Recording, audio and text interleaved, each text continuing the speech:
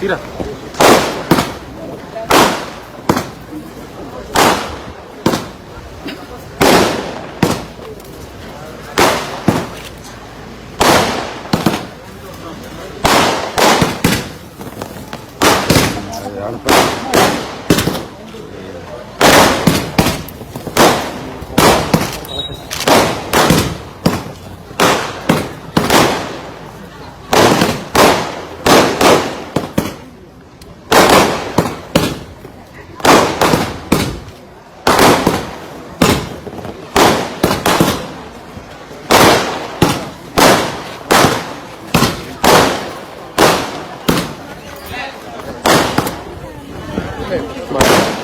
Road side रखो road side रखा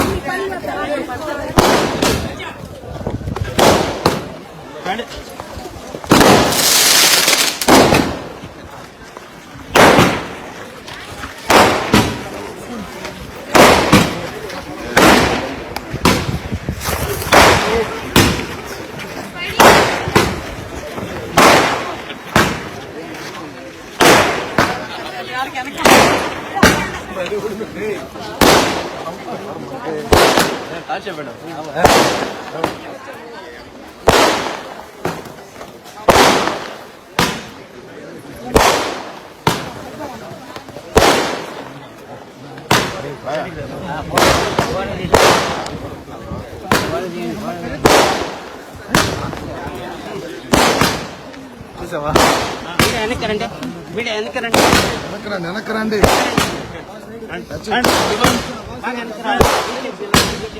Alibaba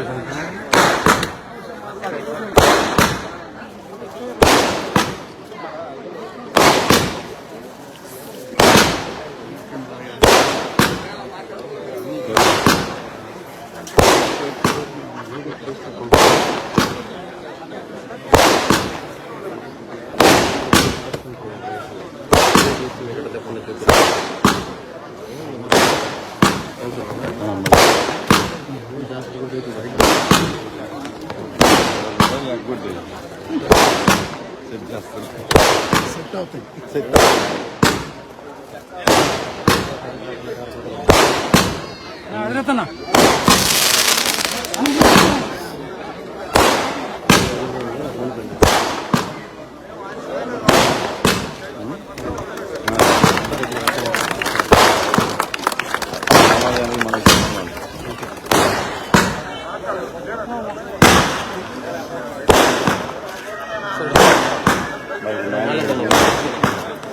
ఓకేనా చెప్పు ఓకే సార్ ఓకే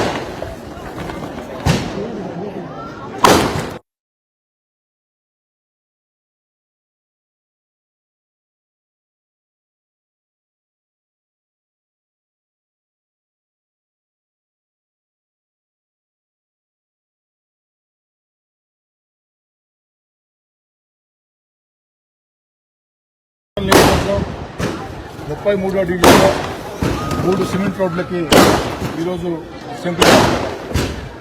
ఈ యొక్క 33వ డివిజన్లో 3 సిమెంట్ రోడ్లు కూడా వేగవంతంగా నాణ్యతా ప్రమాణాలతో పూర్తి చేసి అందిస్తామని మాట ఇస్తూ 33వ డివిజన్లో ఈరోజు ప్రారంభించే రోడ్లు సరిపోవు, ఇంకా చాలా రోడ్లు కావాల్సి ఉంది.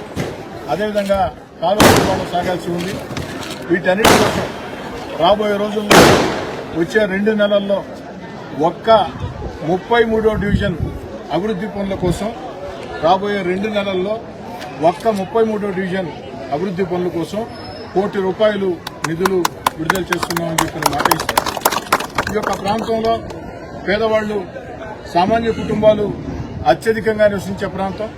ఈ యొక్క ప్రాంతాల్లో మౌలిక సదుపాయాల కల్పన కోసం స్థానిక ఎమ్మెల్యేగా ఎన్ని రకాల అవకాశాలు ఉంటే అన్ని రకాల అవకాశాలతో ప్రత్యేకంగా దృష్టి సారిస్తాం. అదేవిధంగా ఉన్నటువంటి తెలుగుదేశం పార్టీ, జనసేన, బీజేపీ నాయకులను కానీ కార్యకర్తలను కానీ ప్రజలను కూడా నేను కోరేది ఒకటే, ఇక్కడ ఆ యొక్క ప్రభుత్వం చేపట్టే కార్యక్రమాల్లో ముఖ్యంగా పారిశుధ్య కార్యక్రమాల్లో ప్రజల సహకారం, ప్రజల భాగస్వామ్యం ఎంతో అవసరం. స్థానికంగా ప్రజలు అభివృద్ధి కార్యక్రమాల్లో పరిసరాలని పరిశుభ్రంగా ఉంచుకునే విషయంలో ప్రజలు భాగస్వాములు అవుతారు. అక్కడే అభివృద్ధి వేగవంతంగా సాగుతుంది. ఆ విధంగా స్థానికంగా ఉన్న ప్రజలందరూ కూడా కులాలకు అతీతంగా, మతాలకు అతీతంగా, పార్టీలకు అతీతంగా ఎన్నికలు పూర్తయినాయి కాబట్టి రాజకీయ భేదాలు, వివాదాలు లేకుండా అందరూ కలిసికట్టుగా ప్రాంతాల అభివృద్ధికి ప్రశాంత వాతావరణంలో పనిచేసుకోవాలని చెప్పని కూడా కోరుకుంటూ, నా లక్ష్యం ఒకటే, తెలుగుదేశం పార్టీ కూటమి సంక్షేమ పథకాలు ఏదైతే ప్రజలకు అందిస్తూ ఉందో ఆ సంక్షేమ పథకాలు అర్హులందరికీ అందాలా, ఎక్కడికక్కడ అభివృద్ధి కార్యక్రమాలు వేగవంతంగా జరగాల, ఇంకా చాలా జరగాల. అదేవిధంగా 5 ఏళ్లుగా నష్టపోయిన, ఆర్థికంగా దివాలా తీసిన ఆంధ్రప్రదేశ్, ఆనాడు వైఎస్ జగన్మోహన్ రెడ్డి గారు ముఖ్యమంత్రిగా 5 ఏళ్ల వైఎస్ఆర్ కాంగ్రెస్ పార్టీ పరిపాలనలో జగన్మోహన్ రెడ్డి గారి అనాలోచిత అరాచక విధానంతో రాష్ట్రం ఆర్థికంగా దివాలా తీసింది. ఈ పరిస్థితుల్లో రాష్ట్రాన్ని మళ్లీ గాడిలో పెట్టేదానికి చంద్రబాబు నాయుడు గారు తన అనుభవంతో పనిచేస్తూ ఉన్నారు.